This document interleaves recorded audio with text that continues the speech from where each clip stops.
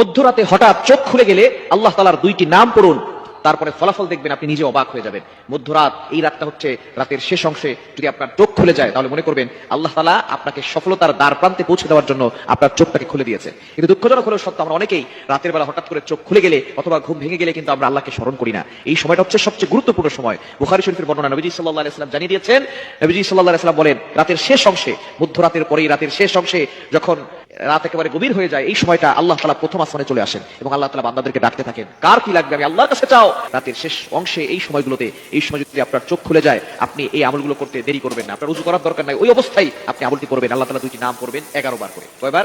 এবং দুইটি নাম পড়ার আগে আপনি 3 বার দুরূদ শরীফ পড়বেন।